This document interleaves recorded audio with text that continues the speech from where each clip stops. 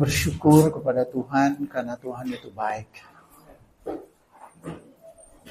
Bapak Ibu, Tuhan itu baik bukan karena Anda baik. Tahukah Bapak Ibu bahwa kadang-kadang saat kita tidak baik, doa kita pun tetap dijawab oleh Tuhan. Anda mengalami itu? Kita nggak berdoa, tiba-tiba Tuhan memberikan apa yang mungkin kita udah doakan berapa tahun lalu, tapi sudah berhenti mendoakan karena capek. Karena mungkin kita udah nggak percaya lagi. Tapi tiba-tiba Tuhan bisa memberikan itu kepada kita. Saya percaya itu karena kebaikan Tuhan. Bukan karena kebaikan kita. Dan hari ini juga saya ingin berbicara Bapak Ibu tentang kebaikan Tuhan dalam hidup kita. Apa yang telah Tuhan sediakan bagi kita. Ini tema saya hari ini, mengambil apa yang telah Tuhan berikan kepada kita. Apa yang telah menjadi hak kita sebagai anak Allah. Anda perlu mengambilnya. Anda hanya perlu seperti hadiah. Hadiah itu orang lain yang memberi dan Anda tinggal menerimanya. Nggak perlu repot-repot ke toko. Nggak perlu repot-repot untuk berpikir mendapatkannya. Sudah disediakan. Bagi orang yang mencintai Anda pastinya. Dan pribadi yang paling mencintai Anda di bumi ini, saya percaya adalah Tuhan Yesus. Dan Dia telah memberikan dirinya sendiri. Bukan orang lain. Memberikan dirinya sendiri untuk menyelamatkan kita. Dan ketika Dia memberikan dirinya sendiri, Dia menukar kematian dengan kehidupan. Dia menukar sakit Anda masuk ke dalam dirinya. Dan sekarang Anda gak sakit lagi usianya. Karena penyakit telah selesai di kayu salib. Dia menukar kutuk dalam dirinya. Sehingga Anda bisa diberkati. Dia menukar stres yang ada dalam dirinya. Supaya Anda bisa hidup bahagia. Halo? Bapak Ibu nangkap ini? Ada pertukaran di kayu salib. Ada pertukaran di kayu salib. Yesus dikutuk supaya kita diberkati. Yesus disakiti supaya kita disembuhkan. Nah, hari ini saya ingin Anda melihat semua yang Tuhan berikan sebagai kado. Dan kita hanya menerima, mengambil apa yang menjadi hak kita. Mari kita lihat ke depan sekarang. Ini oke. Mengambil apa yang menjadi hak Anda. Definisi hak itu adalah sesuatu yang menjadi milik. Katakan milik. Bagian atau kepunyaan seorang yang wajib dihormati oleh orang lain. Karena sudah diatur oleh undang-undang atau aturan atau norma. Jadi hak dalam kamus besar bahasa Indonesia adalah sesuatu yang telah menjadi milik. Dan itu ditetapkan oleh negara menjadi undang-undang, menjadi aturan. Sorga juga sudah menetapkan bahwa kesembuhan adalah milik Anda. Ketetapan Tuhan Anda itu sehat, bukan sakit. Anda itu diberkati, bukan hidup dalam kekurangan. Mari kita lihat bahwa negara ini memberikan hak kepada kita sebagai warga negara. Dalam Undang-Undang Dasar kita punya hak yang dijamin sebagai warga negara. Apa saja? Tolong dibantu. Ya. Hak untuk berkeluarga. Hak untuk Anda bisa hidup di dalam rasa aman. Hak untuk Anda diperlakukan dengan adil. Hak Anda untuk bekerja, mendapatkan pekerjaan dimanapun. Saya tahu ada ketidakadilan di bangsa ini. Tapi undang-undang kita menyatakan bahwa kita warga negara punya hak. Saya minta maaf mewakili warga negara Indonesia yang asli. Saya percaya Anda juga warga negara Indonesia, tapi saya lahir di Ambon, jadi Sasak pribumi. Ada perbedaan antara pribumi dan non pribumi, walaupun itu sebetulnya saya tidak suka, tapi seringkali dilakukan hal itu. Dan maaf saudara-saudara saya yang Tionghoa, dulu kan nggak bisa jadi pegawai negeri, dulu nggak bisa jadi polisi, betul ya? Zaman dulu ya. Sekarang mungkin berbeda, karena ada reformasi. Dan itu sebetulnya hak mereka sebagai warga negara mendapatkan KTP. Saya tahu ada saudara-saudara saya, karena saya juga membantu orang-orang keturunan Tionghoa. Kalau ngurus KTP bayar 2 juta, 500 ribu. Itu ketidakadilan, betulnya. Tapi saya sekali lagi minta maaf untuk kebodohan ini. Karena kebodohan ini sebetulnya tidak mengerti undang-undang di bangsa ini. Tapi yang luar biasa, justru karena orang Tionghoa dihalang, justru mereka lebih berhasil. Karena mereka ini bekerja keras untuk mendapatkan apa yang menjadi bagian mereka. Dan akhirnya ada iri hati. Padahal bangsa ini mengucilkan. Dan mereka sebetulnya sudah ada pada abad 2 Masehi, orang-orang Tionghoa itu sudah ada di sini. Zaman Majapahit sudah ada di sini. Bahkan Anda tahu bahwa 2 daripada Wali Songo itu keturunan Tionghoa. Anda tahu itu? Jadi Anda sebetulnya bukan warga negara asing. Anda adalah pribumi karena Anda tinggal di sini menyatu dengan bangsa ini. Tapi mohon maaf sekali lagi, bangsa ini memperlakukan orang-orang Tionghoa sangat tidak adil. Beda dengan keturunan Yaman diperlakukan, padahal mereka baru ada pada abad ke-7. Tapi saya beritahu Anda, dalam kerajaan Allah pasti ada keadilan. Sehingga Anda yang ditindas, akhirnya Anda bisa berhasil. Hari ini orang-orang Tionghoa, orang-orang yang berhasil, 9 naga itu, semuanya orang Tionghoa. Dan bangsa ini berhutang kepada mereka. Dan puji Tuhan, haleluya. Mereka adalah pembayar pajak terbaik. Dan saya bersyukur mereka adalah diantaranya orang-orang percaya yang memberkati bangsa ini. Bapak Ibu dengar, kita minoritas mungkin dalam jumlah, tapi mayoritas dalam tanggung jawab. Amin. Ya, karena kita pembayar pajak terbaik.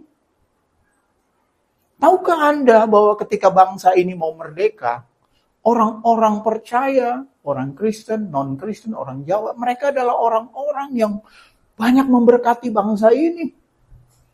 P8 yang mempersiapkan kemerdekaan kita, 3 Muslim, yang lainnya Kristen. Waktu BPUPKI yang jumlahnya 36, dikecilkan menjadi 8 orang, 2 Islam, sisanya Kristen dan yang lain. Anda tahu? Bahwa kita orang Kristen ini punya dampak yang besar di negara ini. Tapi sayangnya hak kita, saudara, diperlakukan tidak baik. Tapi itulah fakta dunia ini. Anda harus percaya bahwa Tuhan tidak memperlakukan kita seperti itu. Haleluya. Kita punya hak untuk apa? Memilih. Dalam pemilihan umum, kita punya hak perlindungan hukum. Kalau terjadi sengketa, masalah, Anda berhak hidup, rasa aman. Anda berhak mendapat pendidikan. Sekarang pendidikan 12 tahun wajib belajar. Anda punya hak untuk mendapat kesehatan. Dunia ini yang tidak adil aja melakukan itu, apalagi kerajaan Allah yang adil dan benar. Dia memperlakukan kita. Dan tahukah Anda bahwa Anda adalah warga negara kerajaan Allah? Filipi 3:20 mengatakan kita adalah warga negara kerajaan sorga. Haleluya. Jadi kita punya hak untuk disembuhkan. Kita punya hak untuk diberkati. Itu sudah ditetapkan di dalam sorga lewat undang-undang, lewat ketetapan, lewat karya Yesus yang luar biasa. Galatia 3:29, mari baca bersama saya. Dan jikalau kamu adalah milik Kristus, maka kamu juga adalah keturunan Abraham dan berhak menerima janji Allah. Bilang sama sebelahmu, kamu berhak menerima janji Allah. Walaupun gigimu ompong, kamu berhak. Walau kamu jerawatan.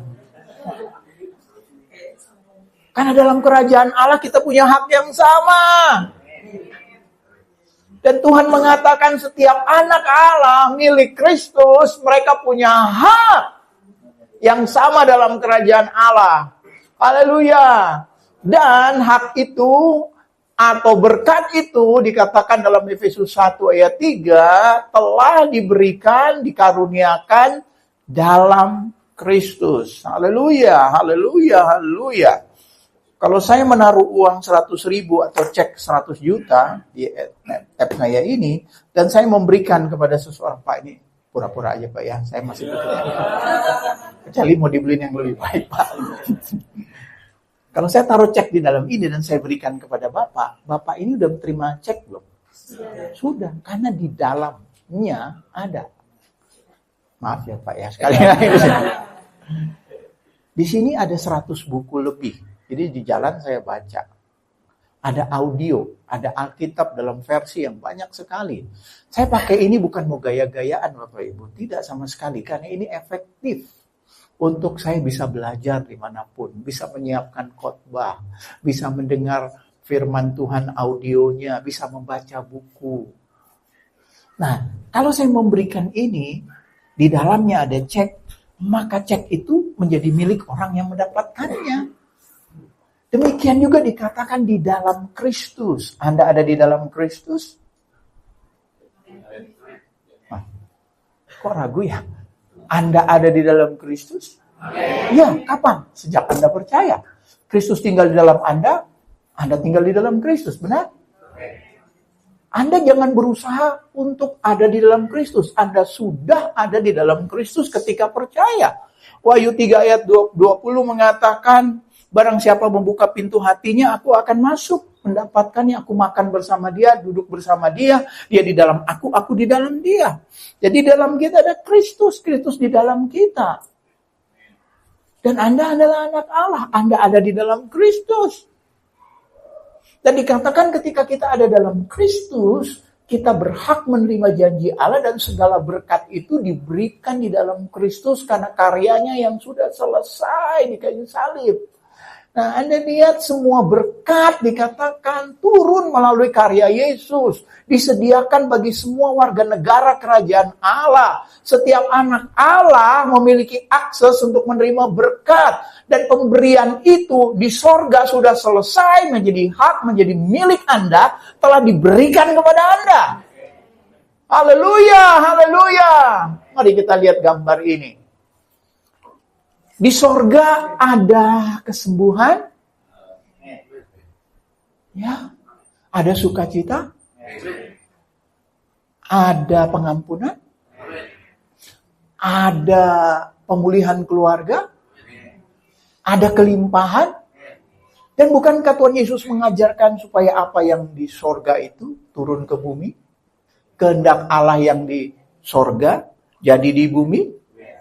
Dan dikatakan segala berkat itu, Pastor, kenapa berada di dalam sorga? Ya, karena ketetapannya, keputusannya, undang-undangnya ada di sorga. Dan itu sudah menjadi ketetapan. Tinggal Anda mengambilnya di bumi ini menjadi fakta. Menjadi kenyataan secara fisik bagi hidup Anda. Kesembuhan yang ada di sorga biar turun dalam tubuh Anda menjadi fakta itu. Dan Anda menerimanya di dalam Yesus. Kelimpahan yang Tuhan janjikan dalam Yohanes 10. Itu harusnya menjadi milik kita. Karena sudah diundang-undangkan sebagai warga kerajaan Allah. Anda punya hak untuk hal itu. Dan Anda hanya mengambilnya dan berkata, aku percaya Tuhan memberkati hidupku. Karena di dalam Yesus aku menerima segala kelimpahan. Apa yang di sorga harus terjadi di bumi. Anda hanya perlu menerimanya. Nah, Bapak Ibu, masalahnya adalah kita nggak percaya. Masalahnya jika kita belum mendapatkannya, bukan berarti belum diberikan kepada kita. Jika kita belum sembuh hari ini, bukan berarti Tuhan belum memberikan kesembuhan kepada Anda. Jika Anda belum mengalami kelimpahan hari ini, bukan berarti Tuhan tidak memberikan kelimpahan atau Anda adalah anak tiri atau anak tetangga. Atau Anda warga negara kerajaan Allah nomor 2 atau nomor 16. No. Tuhan tidak hanya memberikan kepada orang-orang tertentu saja. Tuhan memberikan kepada semua orang. Karena itu hak untuk semua anak Allah. Semua yang ada di dalam Kristus. Segala berkat itu ada di dalam Kristus. Kalau kita belum menerimanya, masalahnya kita belum mengambilnya. Masalahnya adalah kita belum percaya bahwa kita layak untuk menerimanya. Kita berpikir, aku gak layak Tuhan. Aku belum berdoa 1 jam. Aku belum memberi yang terbaik. Kalau Anda berpikir begitu, berarti Anda sedang menukar perbuatan baik Anda untuk mendapatkan apa yang disebut kado atau kasih karunia dari Tuhan. Saya ulangi lagi. Kalau Anda berbuat baik supaya Tuhan menyembuhkan, berarti Anda tidak berpikir itu kasih karunia, itu perbuatan Anda.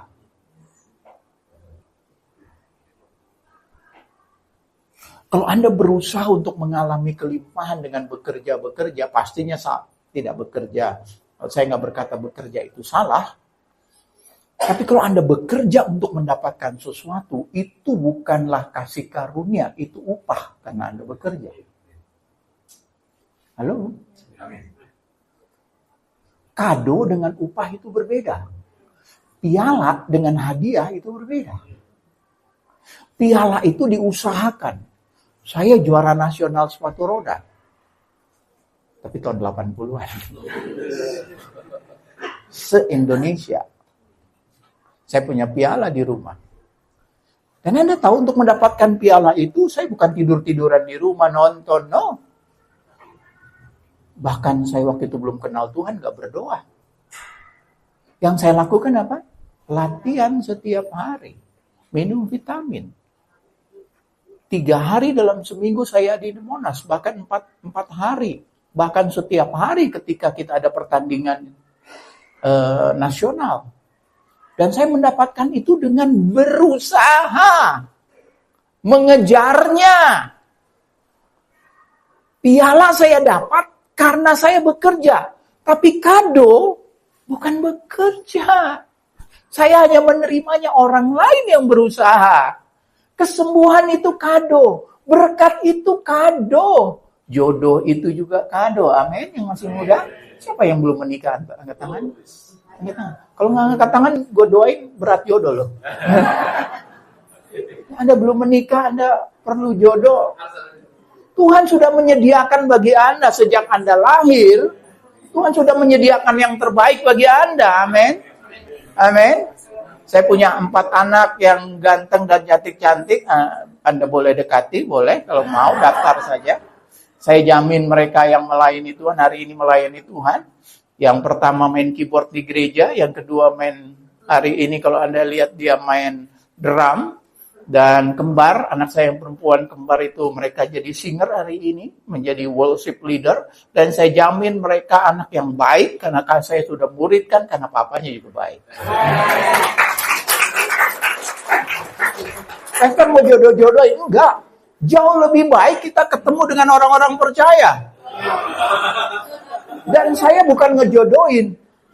Saya percaya, orang percaya itu menikah dengan orang percaya. Jangan-jangan di antara Anda ada yang menjadi jodoh anak saya. I don't know. Tapi saya perlu menolong untuk mempertemukan. Loh, benar kan Pak? Benar gak nih? Gak ada salahnya dong. Masalah dia pilih anak saya atau tidak bukan masalah saya. Tapi saya tahu Tuhan yang mempertemukan. Gak apa-apa, kenal aja dong. Kalau gak suka karena warna kulitnya gelap, ya gak apa-apa. Kalau Anda cari yang lebih putih, ya gak apa-apa. Anak saya ini agak gelap kayak saya gitu. Tapi ini bukan hitam. Nah ini hitam, ini sawo matang. Beda dong.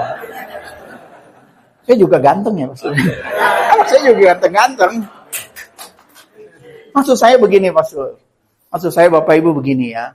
Kita sebagai orang tua kadang-kadang nggak memfasilitasi anak kita. Fasilitasi, ayo. Temukan, kenalkan. Apalagi kalau umur sudah jatuh tempo, maaf. Yang jatuh tempo listrik ya Pak. Maaf. Tapi maksud saya adalah, kalau anak kita tipe pendiam, anak saya itu bukan tipe yang agresif, tipe pendiam dan takut. Jadi saya harus menolong. Ya itu tipe saya. Waktu saya kecil ya, saya dihukum caranya bukan ditaruh di WC. Guru saya akan dudukan saya dengan perempuan. Dan saya begitu takut, Mas. Kayaknya dekat perempuan tuh jengah gitu ya. Dan kalau saya pun jatuh cinta dengan seseorang, cuma lihat dari jauh aja gitu kan, gak berani ngomong. Kalau dulu ada yang menolong saya mungkin berbeda. Tapi puji Tuhan, waktu saya bertobat, saya punya keberanian loh untuk ngomong I love you. Padahal 3 kata bahasa Inggris yang saya tahu cuma 3 kata. Yes, no, dan I love you. Pada waktu itu, sekarang berbeda. Saya punya keberanian begitu rupa. Kenapa? Karena Tuhan mengubah hati saya. Dan waktu istri saya lagi mimpin pujian, waktu itu belum menjadi istri, Tuhan ngomong di hati saya, itu jodohmu. Saya dengar Tuhan berbicara loh, jadi saya berani. Dan salah satu ketakutan saya adalah takut ditolak. Karena saya nggak pernah menyatakan cinta kepada seseorang, nggak pernah pacaran. Jadi istri saya adalah pacar saya pertama dan yang terakhir. Dia juga begitu. Haleluya, tepuk tangan. Saya bukan piala bergilir, piala tetap. Saya nggak menghina Anda yang pacaran ganti, nggak. Maksud saya begini. Ketika saya bertobat, saya berdoa kepada Tuhan supaya hanya 1 kali pacaran, setelah itu menikah. Karena saya tidak ingin merusak gereja. Saya melihat ada anak muda yang melayani luar biasa, begitu pacaran diputusin, keluar dari gereja. Entah dua-duanya keluar, entah salah satu keluar. Benar gak? Begitu kita udah pacaran terus putus, kan hatinya udah gak enak. Mimpin pujian kalau pacarnya ada di sana, kepalanya akan ke sana, kepalanya. Ayo kita memuji Tuhan. Yang sini saja, yang sana jangan. Benar kan? Benar nggak? Lah kalau dia pengkhotbah, dia juga khotbah nggak berani dong nata pacarnya yang sudah diselingkuhi misalnya. Iya nggak? Apalagi dia ngomong setia. Sono pacarnya setia. Pacarnya kan ngomong aja loh. Saya udah melihat itu di dalam gereja. Saya nggak pernah kerja di kantor. Saya masuk SMA, bertobat, sekolah Alkitab, langsung sampai hari ini melayani Tuhan udah lebih 30 tahun. Saya sekarang umur 50-an. Nggak kelihatan kan? Iya, karena ada kemuliaan Tuhan di wajah saya. Ini berarti keturunannya juga ganteng dong, Anda tahu. Promosi, Pastor. Saya ingin katakan kepada Anda, bahwa Tuhan telah menyediakan jodoh untuk Anda yang terbaik. Kalau jodohmu ada di ujung Afrika, engkau yang akan ke ujung Afrika, atau dia yang akan datang ke sini. Saya dibawa Tuhan ke Depok supaya ketemu jodoh saya. Ya. Jadi jangan takut, tenang saja. Adam itu menemukan jodohnya pada waktu tidur. Coba katakan tidur. Tenang. Pastor, umur sudah jatuh tempo, Pastor. Tenang. Jangan takut, tidur saja. Jangan ke gereja untuk cari jodoh. Pasang antenanya, jodohku di mana jodohku? Oh ini jalan No. Cari Tuhan, maka engkau mendapatkan yang terbaik dari Tuhan. Saya dapat jodoh waktu saya sedang mencari Tuhan, bukan cari jodoh. Cari dahulu kerajaan Allah, semuanya ditambahkan, benar? Nah, ketika Anda mulai masuk dalam hubungan itu, berkomitmenlah. Di gereja kami punya covering pada masa berpasangan. Kami wajibkan mereka untuk mereka ada dalam covering. Kalau enggak, pacarannya sembarangan, gereja itu rusak. Datengin orang ke gereja itu susah, saudara. Kita bina baik-baik, kita muridkan one on one, tiba-tiba disakiti, dilukai, dia kabur. Oh, sakit hatiku kau buat begitu. Makanya saya minta wajib di cover. Pastor wajib di cover di penjara. Enggak, kami enggak jadi polisi untuk kamu. Kami ingin menolong sebagai orang tua supaya engkau berpacaran dengan cara yang benar. Dan bertanggung jawab. Dan itu saya katakan kepada anak saya. Kamu boleh pacaran sama siapa saja. Yang penting dia manusia. Ya dong. Masa babi? Yang penting dia orang percaya. Dan orang percaya juga punya orang percaya yang benar-benar udah mengasihi Tuhan. Nah. Karena itu lihat bobot bibit dan sebagainya. Bebetnya. Juga rekeningnya.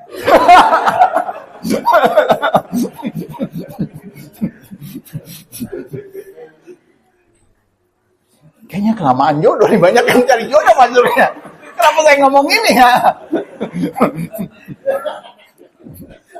Ini seminar khusus deh, nanti undang kalau mau bicara jodoh.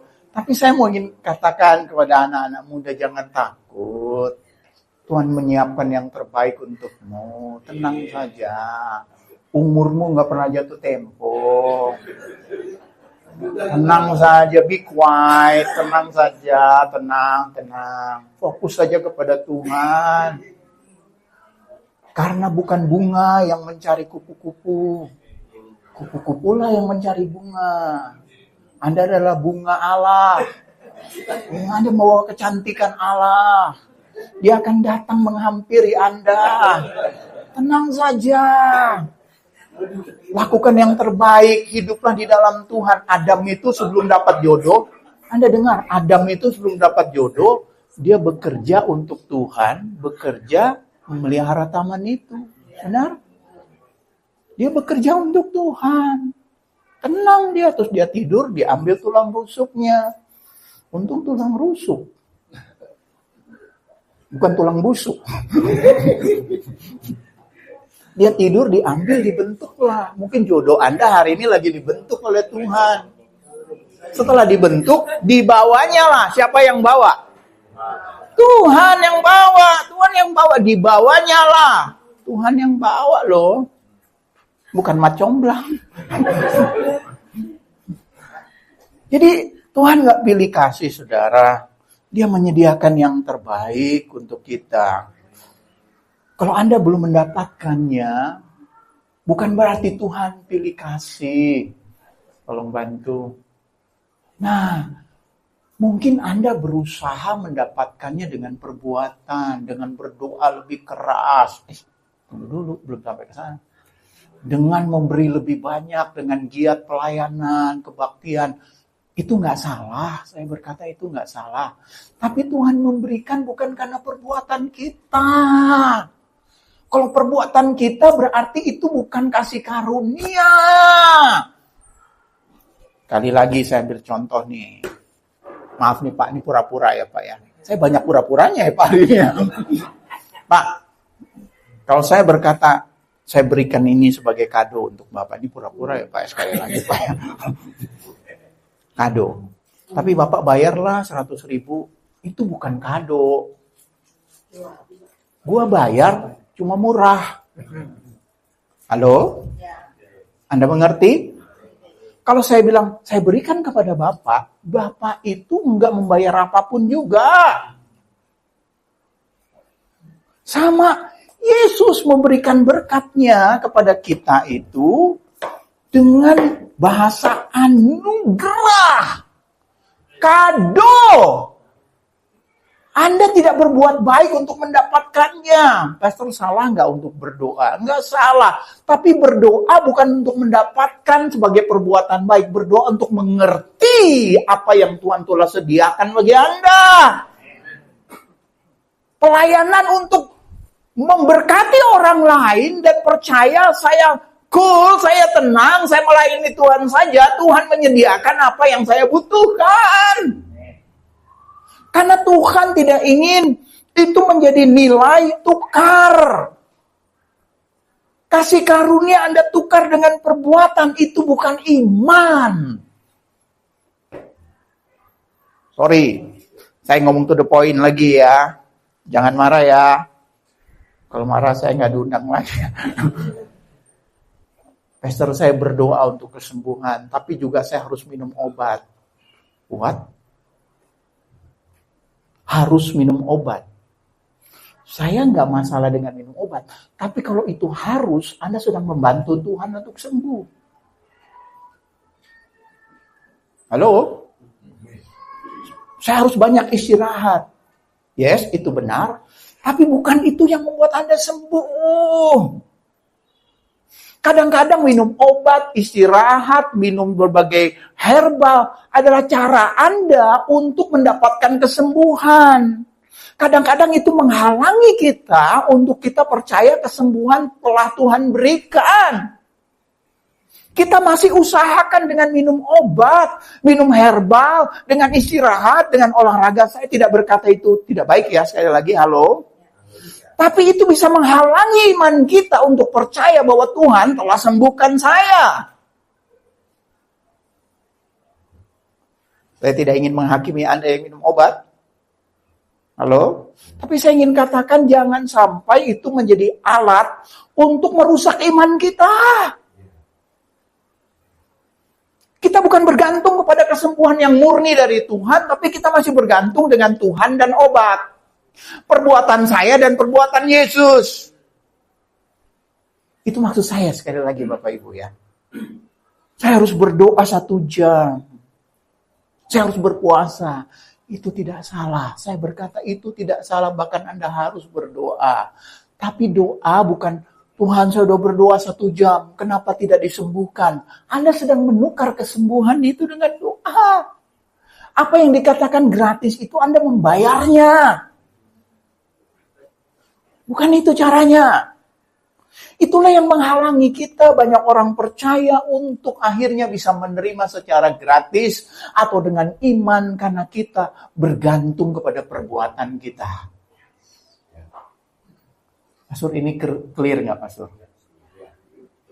Kalau ini nggak clear saya ingin jelaskan lagi. Sekali lagi, saya minta maaf, saya tidak berkata Anda salah minum obat. Anda tidak perlu ke dokter. Anda tidak perlu istirahat, menjaga tubuh Anda. Tetapi jangan dilakukan itu dengan persepsi bahwa saya masih sakit. Lakukan itu dengan persepsi saya sudah sembuh. Oleh bilur-bilur Yesus saya sudah sembuh. Bukan oleh bilur Yesus saya akan sembuh. Kesembuhan itu sudah diberikan, bukan akan diberikan. Sudah menjadi milik Anda, bukan berarti akan menjadi milik Anda. Sudah menjadi milik Anda. Anda hanya menerimanya saja. Mari saya buat gambaran di sini supaya Anda lebih jelas mendapatkannya. Tolong dibantu kalau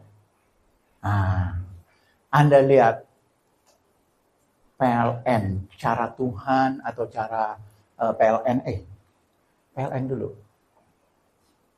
Naik ke atas. Tolong bantu kalau ya. Kalau kita membutuhkan, misalnya lampu ini membutuhkan listrik dan mati, saya nggak perlu telepon PLN. PLN berikan listrik kepadaku, PLN berikan listrik kepadaku. PLN akan berkata, di rumahmu ada kabel listrik? Ada meteran listrik? Ada. Sudah mengalir aliran listrik? Sudah. Jadi sebetulnya listrik sudah diberikan. Yang kamu perlu lakukan adalah menekan tombol on off-nya saja. Halo? Mana on off? Boleh ditekan nggak nih? Mengganggu nggak? Oke. Mana Pak? Yang ini mana? Tolong dipencet. Oke. Tolong dipencet. Sekali lagi pencet. On. Ya, on. Saya bertanya, Ibu namanya siapa, Bu? Terima kasih, Bu. Ibu Lim. Dim. Iim ya, Bu ya. Maaf, Bu, saya sedikit agak kurang dengar nih, Bu. Iim ya. Saya bertanya kepada Bapak Ibu, yang menyalakan lampu ini Ibu Iim? Yes, tapi juga no. Lampu ini menyala bukan karena Ibu Iim, karena ada listrik yang mengalir. Halo? Ibu Iim hanya memencet tombolnya. Dia hanya memencet tombol dan tahu udah ada listrik, tinggal pencet tombol. Dan waktu dia pencet tombol, dia tahu listrik sudah ada di sana dan dia mengalirkannya. Itulah iman. Iman itu seperti memencet tombol anugerah Tuhan untuk terjadi pada saya. Saya nggak berusaha. Mencet tombol itu usaha. Bukan. Anda bekerja sama dengan listrik. Iman itu tanpa perbuatan mati. Benar? Tapi tidak semua perbuatan mengalir dari iman. Ibu Iim memencet tombol on, dan waktu on, listrik itu ngalir. Jadi, mati atau hidupnya listrik ini ditentukan oleh Ibu Iim. Dia mau nggak mengalirkannya? Karena sudah diberikan listriknya. Kesembuhan juga begitu. Dari surga sudah diberikan lewat karya Yesus. Pertanyaannya, Anda mau nggak mempercayainya dan menerimanya? Memencet on pada iman Anda. Mau nggak? Mau nggak Anda percaya, Tuhan, aku percaya aku sudah sembuh. Tuhan percaya hidupku diberkati. Walaupun itu sebuah proses, tapi Anda dalam perjalanan untuk itu terjadi. Anda sudah mempercayainya bahwa itu sudah menjadi milik Anda. Dan Anda merenungkan firman, itu pentingnya, berdoa supaya iman Anda makin teguh dan Anda bisa berdiri satu kali dan berkata, saya sudah sembuh. Apapun yang dokter katakan, I don't care, aku sembuh.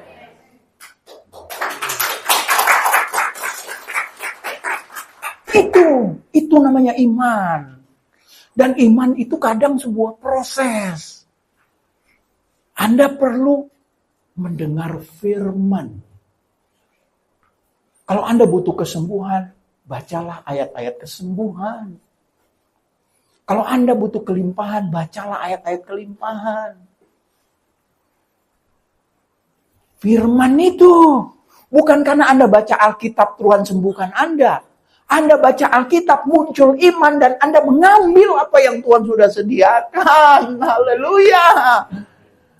Haleluya. Contoh yang kedua juga begitu, PAM. PAM juga begitu kan? Ya enggak? Tolong dibantu. Kelewatan. Kalau di rumah Anda nggak ada air, jangan telepon PAM. PAM akan tanya, di sana ada aliran air nggak? Ada. Ada PAM udah masuk belum? Udah. Buka kerannya aja. Buka kerannya. Anda belum buka keran. Anda belum membuka hati Anda, iman Anda untuk mempercayainya bahwa air sudah ada di sana. Bahwa kesembuhan sudah ada di sana. Bahwa jodoh sudah ada di sana. Bahwa berkat Tuhan sudah ada di sana. Selanjutnya, tolong bantu. Demikian juga dengan channel. TV ini 24 jam kan? Sudah siaran kan? Sementara kita ibadah ini udah siaran kan, ada kan? Kalau Anda butuh siaran, Anda nggak perlu telepon Antv, Indosiar. Nyalain TV-nya aja.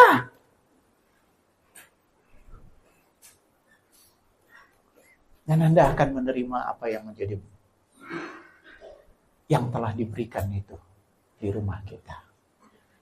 Next, mari kita lihat selanjutnya. Saya akhiri dengan ini. Oh, ya. Ada cerita tentang Tuhan Yesus berkata kepada Sakyus, segeralah turun, sebab hari ini aku harus menumpang di rumahmu. Aneh loh kata-kata ini loh. Sakyus itu pemungut cukai, orang berdosa. Dia naik di atas pohon untuk melihat Yesus itu seperti apa. Tapi begitu Yesus jalan, dia langsung melihat pohon dan dia tahu di sana ada seorang bernama Sakyus. Dan Anda perhatikan, Yesus tidak berkata, siapa itu orang pendek turun. No. Yesus langsung menyebut nama. Yesus langsung berkata, Sakyus, turunlah. Aku harus menumpang di rumahmu. Aneh. Kalau Anda bertanya, kenapa Yesus harus menumpang? Dengar ini saudara, Tuhan punya sumpah kepada Abraham. Next, Kejadian 22, waktu Abraham mempersembahkan anaknya, di Kejadian 22, sebelum peristiwa ini terjadi, Tuhan tidak pernah berjanji dengan sumpah. Tapi ketika Abraham mempersembahkan anaknya, dan itu gambaran Yesus yang dipersembahkan bagi kita, faktanya Abraham tidak pernah menyembelih anaknya. Itu hanya gambaran tentang Yesus yang diberikan kepada kita. Pada waktu Abraham itu mau menikam anaknya untuk dipersembahkan, Tuhan berkata, aku bersumpah demi diriku sendiri. Kenapa Tuhan bersumpah demi dirinya sendiri? Karena gak ada yang lebih tinggi dari Tuhan. Kita bersumpah demi Tuhan. Kalau Tuhan bersumpah demi siapa? Demi dirinya, karena gak ada yang lebih tinggi. Dan dia berkata, aku akan membuat engkau menjadi bangsa yang besar, memberkati keturunanmu berlimpah-limpah. Ada kata keturunan, kata anak berkali-kali. Tuhan berkata, aku bersumpah akan memberkati keturunanmu, anak-anakmu. Dan sumpah ini saudara, next, diulangi lagi kepada Ishak ketika dia ada di Mesir. Tuhan berkata, tinggal di sini, jangan lari. Di Mesir memang kau tinggal sebagai orang asing, tapi aku akan memberkati engkau. Kalau ada kerusuhan di Indonesia, jangan lari ke Australia, jangan lari ke Amerika. Beradalah di tempat di mana Tuhan menyuruh Anda tinggal, Anda pasti aman. Haleluya. Itu yang saya percayai. Tempat yang paling aman adalah tempat di mana Tuhan menyuruh Anda ada di sana. Saya percaya itu. Tuhan berkata kepada Ishak, anak daripada Abraham, jangan tinggalkan negeri ini, tinggallah di sana. Memang kamu orang asing, tapi ada aku. Aku menyertai engkau. Aku memberkati engkau dan keturunanmu. Dan aku memberkati engkau karena sumpah yang kuikrarkan kepada Abraham. Nah, sekarang jawabannya adalah, kenapa Sakyus harus diselamatkan? Ini jawabannya. Next. Karena Tuhan berkata, Sakyus adalah anak Abraham. Sakyus punya hak untuk diselamatkan. Tuhan sudah berjanji kepada Abraham bahwa keturunannya termasuk Sakyus akan diselamatkan. Makanya Tuhan berkata, aku harus menumpang di rumahmu karena aku punya janji. Aku akan menyelamatkan engkau karena Abraham. Hari ini juga Tuhan juga punya janji lewat karya Yesus di kayu salib bahwa Anda sudah disembuhkan. Anda adalah orang yang diberkati Tuhan. Anda akan mendapat jodoh yang terbaik dari Tuhan. Anda punya usaha akan diberkati. Itu janji Tuhan. Anda perhatikan apa yang Alkitab katakan, saudara. Ketika Alkitab berkata pencuri datang untuk mencuri, membunuh, membinasakan. Perhatikan kata itu. Pencuri datang untuk mencuri. Berarti pencuri mencuri sesuatu yang sudah menjadi milik Anda. Haleluya! Anda perhatikan itu? Sesuatu yang dicuri adalah sesuatu yang sudah menjadi milik Anda. Kesembuhan milik Anda, jangan mau dicuri. Berkat, kebahagiaan rumah tangga, pemulihan keluarga, pemulihan hubungan suami istri, pertobatan anak-anak, itu sesuatu yang menjadi milik Anda seharusnya, hak Anda, jangan mau dicuri. Anda biarkan iblis mencuri itu. Anda harus berkata, get out, keluar dari rumahku. Situlah pentingnya Anda berdoa. Di hadapan iblis, Anda hancurkan, perangi dia. Di hadapan Tuhan, Anda minta anugerahnya, berlutut. Itu bedanya. Tapi banyak orang di hadapan Tuhan, dia berperang. Di hadapan iblis, dia KO. Anda perlu berlutut, bukan karena menuntut kebaikan Anda dijawab oleh Tuhan. Tapi Anda berlutut, meminta anugerah Tuhan terjadi dalam hidupmu. Jangan mau lagi dicuri hari ini, jemaat. JCB restorasi. Anda adalah orang-orang yang mestinya mengalami restorasi dalam keluarga. Jangan mau dicuri. Ayat yang terakhir, Markus 11 ayat 24. Karena itu, bantu saya baca. Aku berkata kepadamu, apa saja yang kamu minta dan doakan, percayalah bahwa kamu telah menerima. Terjemahan Darby saya terjemahkan bahasa Indonesia, maka hal itu akan terjadi atau menjadi fakta fisik. Kesembuhan harus menjadi fakta fisik. Kesembuhan sudah ada di sorga dan itu menjadi milik Anda. Biarkan itu menjadi fakta fisik bagi tubuh Anda hari ini. Kelimpahan sudah ada di sorga dan sudah ditetapkan menjadi milik Anda. Biarlah hari ini turun menjadi fakta fisik bagi hidup Anda. Jodoh sudah ada di sana. Biar hari ini menjadi fakta fisik dalam hidup Anda, menjadi kenyataan. Anda hanya menerimanya karena itu telah diberikan kepadamu. Haleluya.